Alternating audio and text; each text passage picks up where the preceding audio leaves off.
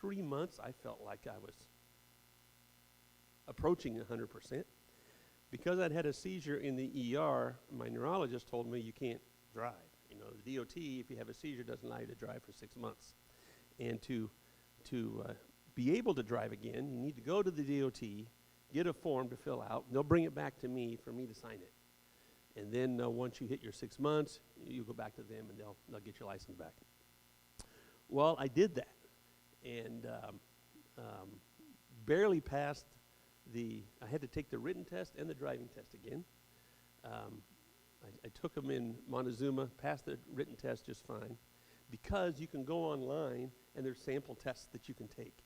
And there's like a total of 25 questions that they might use on the test, and they show you 16 at a time. Well, I got to where I was acing the thing every single time, so I had that down. But I had to take a driving test, and come to find out, you can have 34 demerit points, if you will, that's what I call them, in that driving test. And I had 34. So I passed by the hair of my teeth. And what she got me on so many times was, we're driving around in town Montezuma. We didn't even leave town. When I would turn from an intersection, either from a stop or just rolling, cutting the corner of the lane that I'm turning into. So instead of going this way and turning, I'm taking a casual turn. Earlier in the drive, she had asked me if I would stop a little sooner at the stop signs. So she kind of let me go on the stop signs apparently before that, but I barely passed the test. What I found out later from the DOT and from research that I had done online is I didn't have to tell the DOT. When I went to tell them and I filled out the form and gave it to them, the gal says, "Can I see your driver's license for a minute?" So I got my driver's license out and I gave it to her. And she says, "I'm going to have to keep this because you can't drive and your license is suspended as of now." Legally, legitimately, I wouldn't have to do none of that. I could have waited 6 months to do the right thing, wait 6 months without seizures, and start driving again. But because of my doggone neurologist, and I let him know this, told me to go there and get a form and bring it back to him to sign it. He could have had copies of that form there, and after 6 months, signed it for me, and I'm good to go. I've never had to go to the DOT. So, lesson learned there. Share that with anybody that gets to that point. During my recuperation, all kinds of things were going through my head of what I wanted to do with the rest of my life that God had given me. And at one point, we were here, and my daughter Elizabeth, who was in, 16, yeah, I think she had gone to Chicago. She went to Chicago for grad school. Anyway, she was home, and I went over to Taylor's house, my other daughter, and told the both of them I wanted to talk to them, so we met there. And I said, "I've got an idea of something I want to do. I'm not even telling your mom yet because she'll think I'm crazy. But I don't want to just live my life. I want to do something more with it." I've thought for a lot of my life that I was valedictorian in my senior class. Everybody thought, man, that's a ticket to a grand life.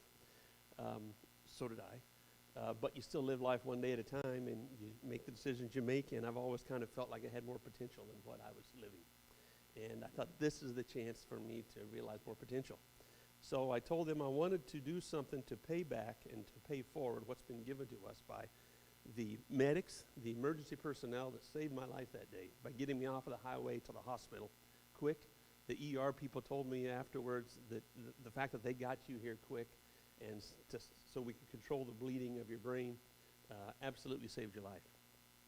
And I wanted to pay back to the veterans. I've always been appreciative of veterans who have given us the life, the freedom that we have here in America to do what we want to do day in, day out. Whenever I've told this story, I would say, right now, we're sitting here with me talking about this, just had a pastry. You all are sitting here without a care in your minds because we're safe and free. And everybody in this world doesn't have that. In fact, maybe the majority don't. So we're really blessed to have what we have. And so I told them I want to start a group, a charity to try to raise money for these guys and gals. And I said, I had been looking and trying to think what I wanted to call it. I was going to call it American Muscle. Um, because my first idea was I loved motorcycles and cars. I had worked for 10 years in the motorcycle industry, doing aftermarket parts for Harleys and building custom bikes. I was a salesperson, but we sold and built custom bikes. And I loved all that, and that's where I had a ton of friends that I thought would come on board and help.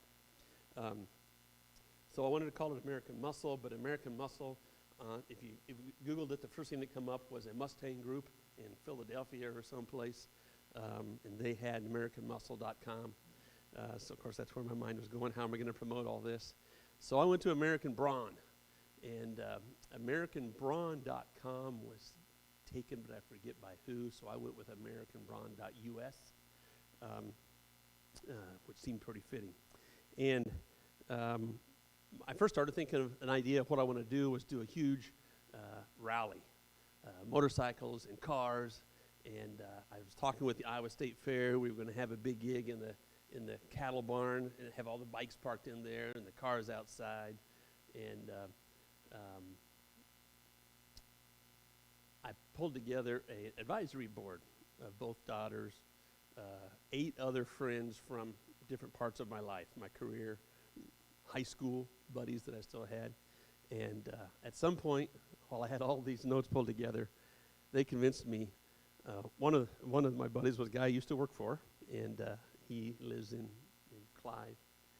He said, you know, Kent, we really need to crawl before we walk and walk good before we run.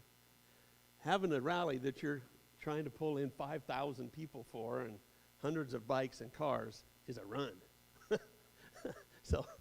So we backed it up, and we held a what I called an introduction dinner where we invited our closest friends and family to get them on board with what we were doing and to help raise money with what we wanted to do. And 60-some people showed up. I hoped to have T-shirts to sell then, but they weren't ready, so I have a different T-shirt guy now. But we had lots had a dinner, a buffet dinner, and it was just felt good to be able to share my idea and get the word out of what I wanted to do. And got the feeling from that there was interest there. These would all be volunteers when we were ready to go. A couple months later, we did a launch rally, a launch event where at a place in Des Moines, we had a dinner, and I still brought along a couple motorcycles in the car. I worked for Fat Baggers Inc., which is it's kind of a sister company to CNC Cycles in Sheraton. So I had a 145 cubic inch motor bike there, which is essentially a custom built Harley. And then a brand new Road Glide that I got from the barn, got them to let me use, and a 2000, this was 16 still, or yeah, 16, black Camaro from Bob Brown Chevrolet, had that set outside. And we had, I think, about 70 people show up for that. Raised $3,000. So it felt like this is something I can do. So we had more meetings with my advisory board, and what we decided to do, one of the people on the advisory board was a gal who I'd met in another charity that I'd worked with, who was a volunteer medic. And she said, we ought to take applications from first responder groups because they always need new and different technology and equipment. So that's where we're at nowadays. I've also partnered with Stop Soldier Suicide to help raise awareness and prevention for that, because 20 plus soldiers a day take their lives after dedicating so much of their lives to us. So we spent hundreds of hours of time volunteering for Stop Soldier Suicide. I spent 3 days at Sturgis last year and talked to people about it and handed out their cards and stickers and T-shirts and to help raise awareness there. But on the first responder side, we have an application on our website where they can apply for a grant to buy equipment. And so far, we've raised $20,000, just over $20,000, and we've given $19,000 back away, buying all the way from an AED unit to start somebody's heart again, for the Powashik County Sheriff's Department. We bought one of those for the Marshall County Sheriff's Department. For somebody in Council Bluffs found our website, found me on Facebook actually, and applied for something. We gave him $1,800 to buy air splints, vacuum splint system it's called. So if they find somebody in an accident, they've got a broken arm, it's a thing that will slip over their arm, then they can inflate it, and it's got some little beads in it. It actually inflates to be hard like a cast. It's really cool. But then they had a full body one, so they lay it on a gurney, and a person would lay in that, and it comes up around them, doesn't engulf them, but to again help support all your limbs at that time. And it's just been so rewarding to be able to write a check, and then I insist on doing a photo op, and it's more about me being able to see the people that are going to use it, see where the money's gone and what they're doing with it, than it is the photo op. I've not done as good of posting the photos and stuff of late on Facebook and on our website, but that part of seeing the people and seeing what they're doing with it is what's really been good.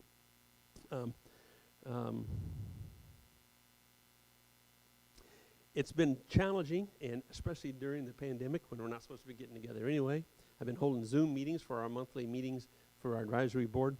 It's been challenging to keep up the drive and the push to keep this thing going, as good as it is and as rewarding as it is. But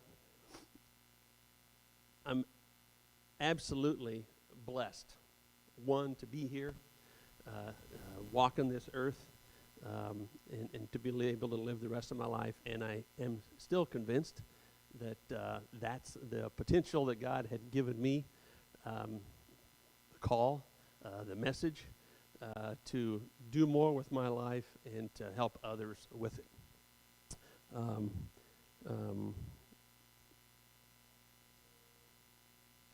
The main thing that's come to mind as I was sitting recuperating for 6 months was all of the blessings that God had given me. So many things occurred at the accident and in the hospital and through my recuperation that people would say, man, that was lucky. That word just kept coming up. And I try not to say the word luck anymore, because I'm convinced there's no such thing. You know, if you're walking across the street and almost get hit by a car, that's not lucky. You're blessed. You're blessed he didn't get you up a minute earlier that day. The things that happened to me that were blessings. The blessing that we weren't broadsided by that van. We ricocheted off of him instead. Absolute blessing. That the Altoona medics were able to get there fast. Weren't coming from another call farther away or whatever to get me to the ER. That from the condition I was in the hospital, my recovery was considered amazing, miraculous even, a blessing. That wasn't lucky, or maybe a miracle, but from God's work. I had 3 skull fractures and a brain bleed, and because I had from the concussion that caused the brain bleed, that blood would had to have gone somewhere. And it was a blessing that my skull was fractured in 3 places, because that blood was able to seep out. They didn't have to drill a hole in my skull or whatever to let that go. My daughter Lizzie, she had skin marks on the back of her hand and a road rash spot on her cheek, period. She was a little lightheaded when she was there with me in the hospital, because she was taken to the hospital as well in a separate ambulance. They made her stay overnight, but no lasting injuries or conditions from it. Absolute blessing. I mentioned all of the doctor's appointments I had to go to. I've never tried to count them, but I would think 50 through that next summer. This happened on June 2nd, which that year was the last day of elementary school here in Grinnell. My wife works for Fairview Elementary in the preschool. She was absolutely available to do everything for me the next 3 months, and she did. That was a blessing. And get it back down to real world. 6 months earlier, we had an employee meeting at work, and our employers convinced me to get it's not Aflac, it was Assurity, I think, but like accident insurance. So I had short-term and long-term disability insurance through my employer. I had another disability insurance I had on my own that I'd always had, and then I had this supplemental insurance that absolutely helped get us through and back on track. So many blessings. What I've learned from that, and besides wanting to give back and do more with my life, when my girls were growing up, YOLO became a real saying. You only live once. And it was said enough that it was cliche. But doggone it, you do only live one time. I feel kind of like I've lived twice. But it's still the same life that God gave me. We need to enjoy life a lot more. So I guess this is the moral of my story.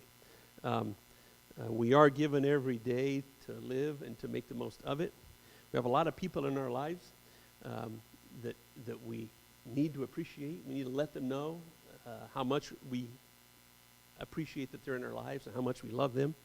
When my girls were growing up, and they would talk back to me or to my wife, we'd get into a shouting argument. I would call a family meeting to the dining room table, and we're all around the dining room table. And the one thing that I always came back to them is, how can you talk to your parents like this when we're absolutely the most important people in your life?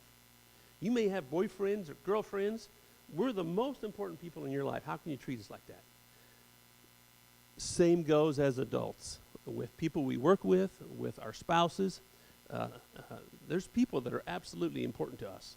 And we need to realize that and appreciate them for it. Thank God for them in our lives.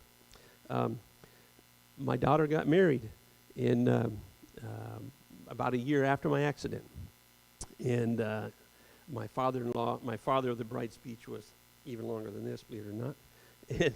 And I had come up with an idea of that we all have an evil ego in us.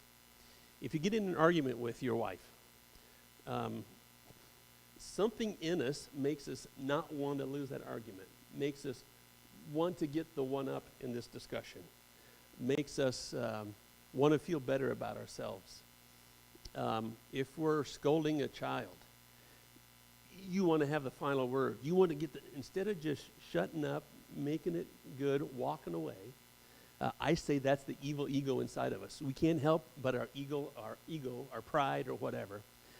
So I try to insist to everybody in the room that night and to my daughter, the thing that's going to help you be married for 36 years like your parents have been is let that stuff go. If you're in an argument, you're arguing with the most important person in your life, and you need to realize that you love them, so let that love and the importance of them guide you and shut you up. I wanted to give them something to help them remember that, so I searched online and found something that was shipped directly from China. But it's a sculpture about this tall. The front part of a face, it's cool. It's like bronze. It wasn't real, but real bronze. But the back side of the head is like carved out, and I made a wood base to put it on, and he's doing this. So I put on the bottom, resist your evil ego in the name of love. So that's the main lesson I took from this. One, live your life for what God's given you, and two, make the most of it and care about the people that are most important to you. So I've added a little bit to YOLO. I say YOLO Mount Moi. You only live once, so make the most of it. Thank you, guys.